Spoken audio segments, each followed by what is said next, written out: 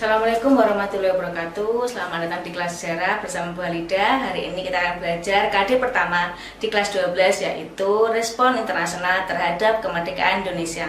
Sebelum kita mulai, mari bersama-sama kita membaca basmalah. Bismillahirrahmanirrahim. Oke, sekarang kita mulai materi pertama dari KD pertama di kelas 12 ini ya. Materinya apa sih?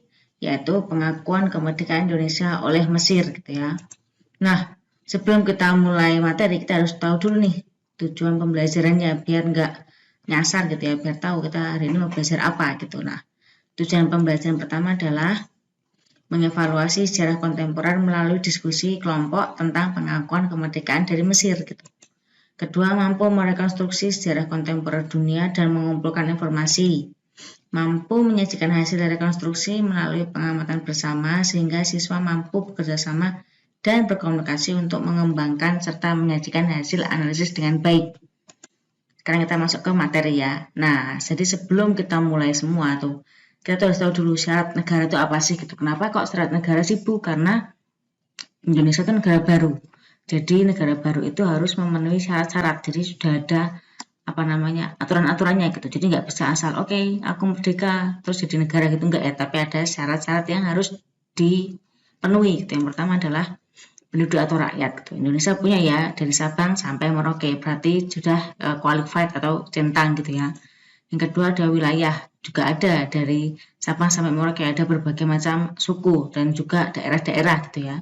Terus yang ketiga ada pemerintahan. Nah, ini juga sudah dibuat pada tanggal, dan ingat 18 Agustus gitu ya, dengan mensahkan presiden dan juga wakil presiden serta dibentuknya undang-undang dasar gitu. Berarti juga qualified, sudah ada 3 yang terpenuhi. Nah, syarat selanjutnya apa? Pengakuan negara lain. Nah, udah belum sih Indonesia gitu. Ternyata kita belum dapat pengakuan dari negara lain. Terus berarti belum sah dong ya.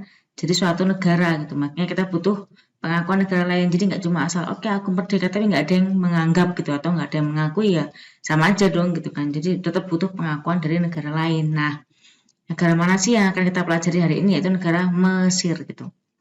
Negara Mesir yang ada di benua, dan ingat benua mana? Ya, Afrika.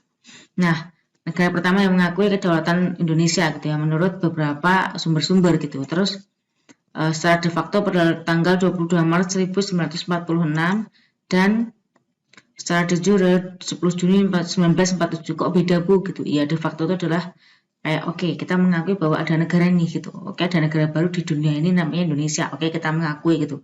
Jadi secara faktanya, secara kelihatan gitu ya.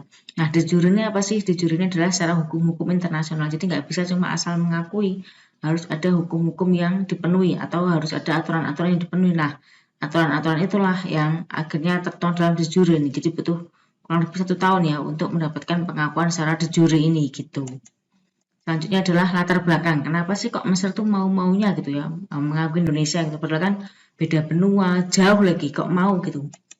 Yang pertama adalah persamaan agama. Kita tahu ya bahwa Indonesia itu orang-orangnya adalah kebanyakan beragama Muslim gitu. Sama juga dengan agama warga Mesir gitu kan. Jadi ada persamaan agama. Yang kedua, banyaknya orang Indonesia yang belajar dan bekerja di Mesir gitu. Kita tahu ya, kalau Mesir itu kan kayak tempat transitnya kalau mau haji. Terus dulu itu juga terkenal dengan ada satu masjid gitu namanya Al-Azhar yang sekarang menjadi Universitas Al-Azhar. Itu dulu tuh masih berupa masjid dan terkenal banget kalau mau belajar agama tuh ke Masjid Al-Azhar yang di Mesir tuh loh gitu. Jadi terkenal sebagai tempat belajar dan juga bekerja gitu. Terus banyaknya orang Indonesia yang melakukan ibadah haji, tadi saya udah bilang ya. Jadi kayak tempat transitnya haji gitu. Jadi banyak orang-orang Mesir tuh nggak asing melihat orang-orang Indonesia gitu, baik buat belajar, bekerja ataupun haji. Nah, kronologinya atau gimana sih proses mengakuinya gitu ya.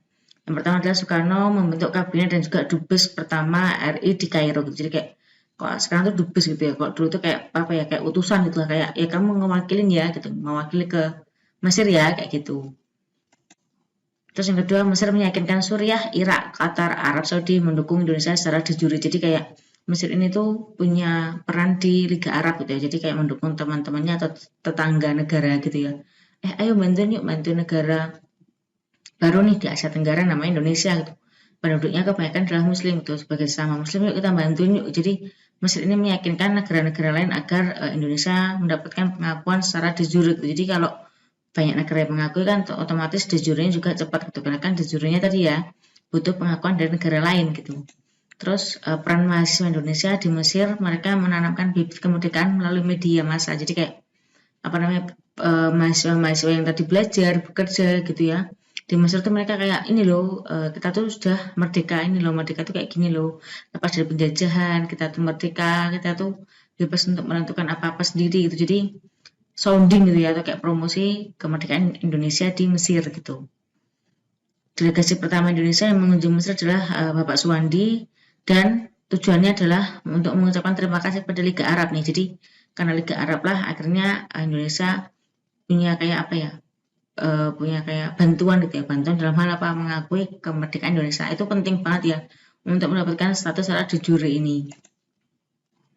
Pembentukan panitia pusat wakil Indonesia di luar negeri itu ada ketuanya adalah Agus Salim di Suriah, Transjordania, dan Irak, Lebanon.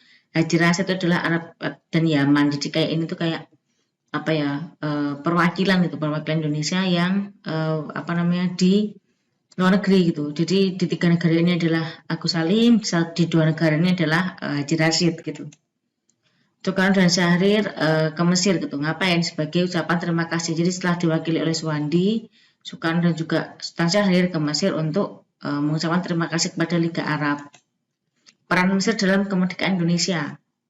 Yang pertama adalah peran Ikhwanul Muslimin, menjadi salah satu gerakan masyarakat besar yang ada di Mesir. Itu adalah Ikhwanul Muslimin dengan ketuanya adalah Hasan al-Banna. Jadi Ikhwanul Muslimin ini punya peran penting dalam mendukung kemerdekaan Indonesia, karena kayak organisasi masyarakat terbesar gitu ya, jadi otomatis punya masa besar juga gitu.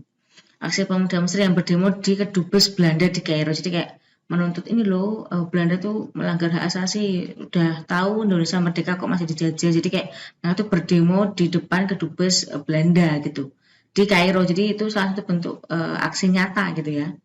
Terus juga ada Mesir mendorong Liga Arab untuk mengakui Indonesia. Jadi bantuan Mesir lagi-lagi mendorong Liga Arab, anggota-anggota yang tergabung di Liga Arab disuruh gitu loh ya, kayak ayo kita harus mendukung Indonesia gitu.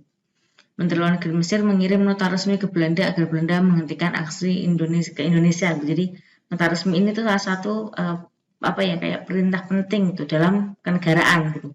Jadi ketika dikirimkan nota resmi itu kayak ini loh, serius kami Mesir benar-benar mendukung kemerdekaan Indonesia gitu. Rapat umum organisasi dan juga parpol di Mesir, yang mana intinya adalah memboikot Belanda, produk Belanda, tidak mau bekerjasama dengan Belanda, tidak mau ada perjanjian apapun dengan Belanda sampai Belanda melepaskan Indonesia gitu.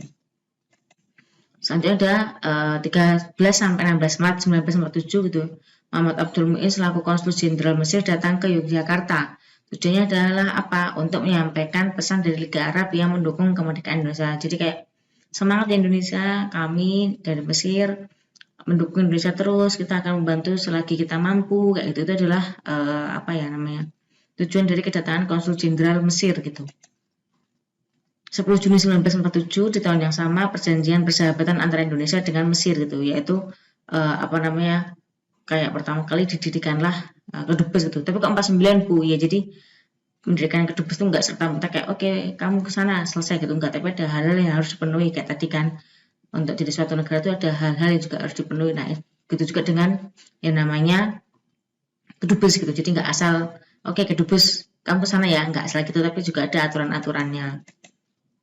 Peran Mesir sangat besar dalam pengakuan kemerdekaan Indonesia, karena Mesir merupakan negara yang sering mengeluarkan anjuran agar negara-negara anggota Liga Arab mengakui kemerdekaan Indonesia. Jadi penting banget peran Mesir ini dalam mengakui kemerdekaan Indonesia. Oke. Demikian kegiatan belajar kita hari ini. Semoga apa yang kita pelajari hari ini mendapatkan ridho dari Allah. Sekian, terima kasih. Wassalamualaikum warahmatullahi wabarakatuh.